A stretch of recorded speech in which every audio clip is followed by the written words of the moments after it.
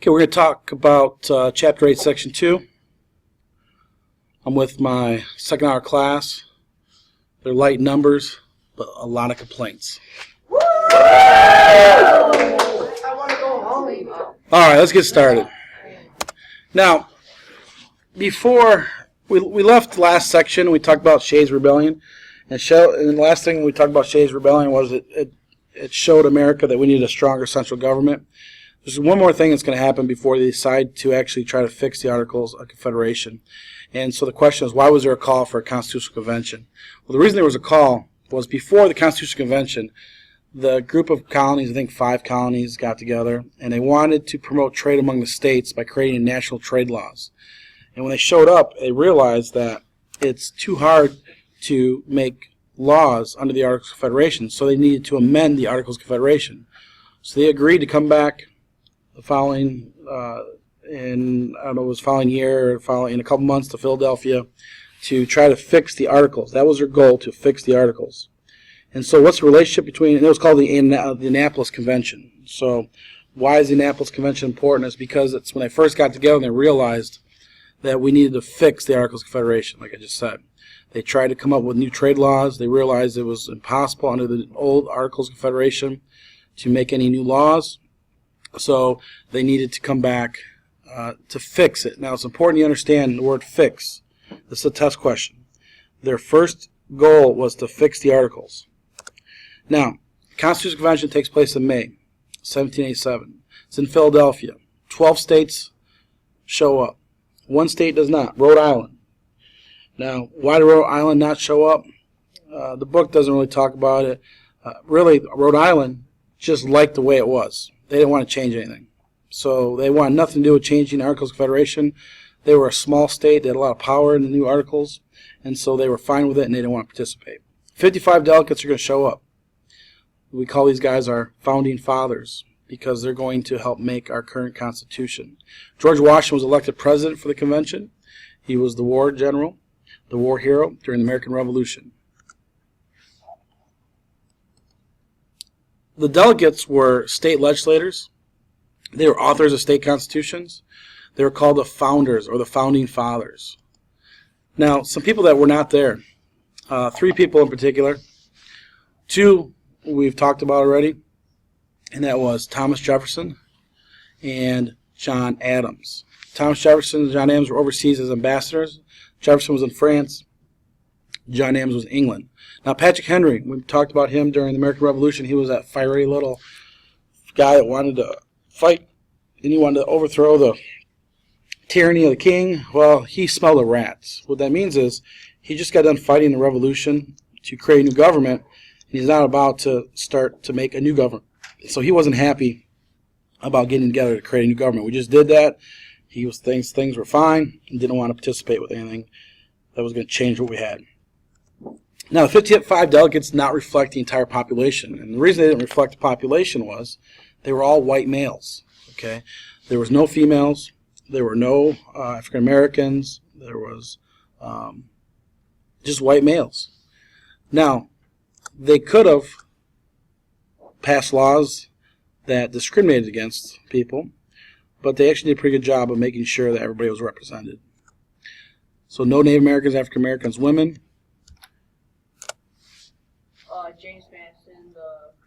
James Madison created the basic framework of the national government for 3 branches. The first branch was the legislative branch, which made the laws.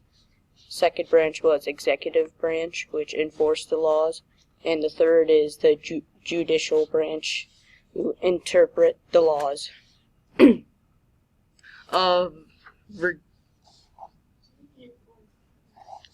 Virginia Plan. It did first it created checks and balances.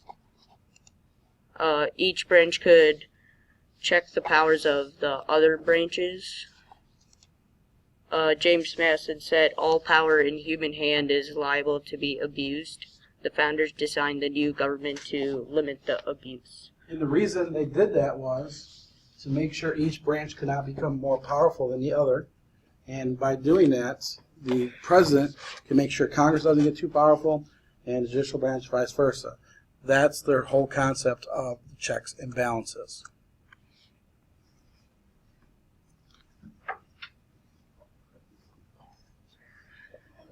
The bicameral Congress had two houses, and they were based on population. There was the upper house, which had the Senate, and there was the lower house, which had the House of Representatives.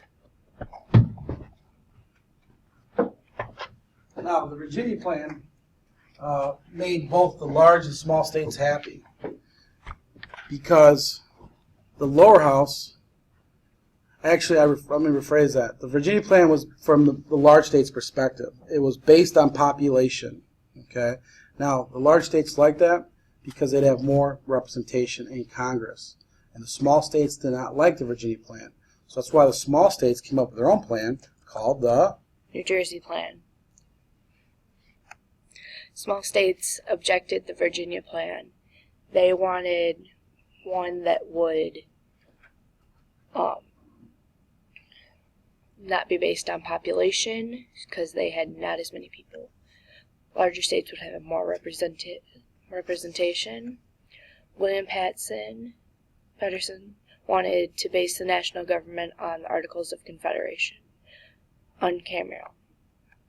One vote per state, based on an equal representation. So this was just like the Articles of Confederation. There was 13 votes, 13 states.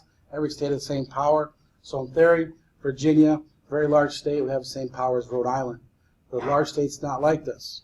So that's why they had to come up with a compromise. So the big differences here is the representation. Large states were for the Virginia plan. It was based on population. New Jersey plan, small states equal. So the people from Connecticut are going to come up with a compromise, and that compromise is called the Great Compromise. It's also called the Connecticut Compromise by Roger Sherman. By the way, Roger Sherman, I believe, is the only person that signed the Declaration, the Constitution, and those two. There was another one, too, we talked about. It was one of our amazing history facts. I just researched it for you Jeopardy people. If you see this on Jeopardy, Roger Sherman is the only person to sign all three documents of the Declaration of Independence, the Articles of Confederation, and the Constitution. Now, basically, the Great Compromise is going to combine both the New Jersey and the Virginia plan. And the setup was very simple. We're going to have a bicameral system. The upper house is going to be based on the New Jersey plan, and that's called the Senate. Each state will get 2 representatives. The lower house would be called the House of Representatives. They're based on the Virginia plan, and they would be based on population. There were some other compromises they had to come up with. The one is called the 3/5 Compromise. The southern states wanted to count slaves towards population. The northern states wanted to count towards taxation.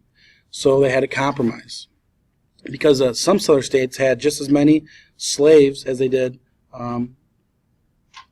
citizens at the time. So they came up with this compromise to settle the issue of counting slaves for representation. They would only count slaves as 3/5 of a person. Now that sounds pretty bad, but it just tells you the tragedy of slavery and how they didn't view a slave even as one person.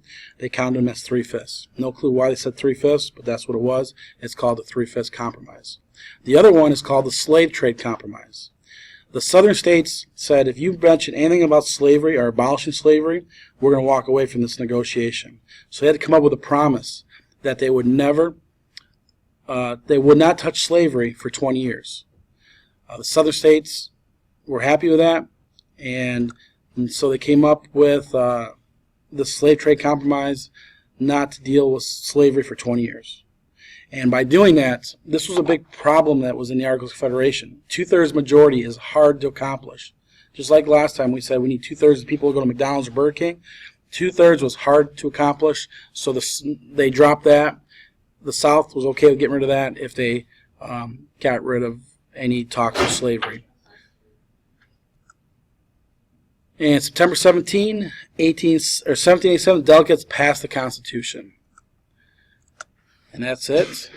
And so I say goodbye. And my second hour class, who loves to complain, is going to say goodbye.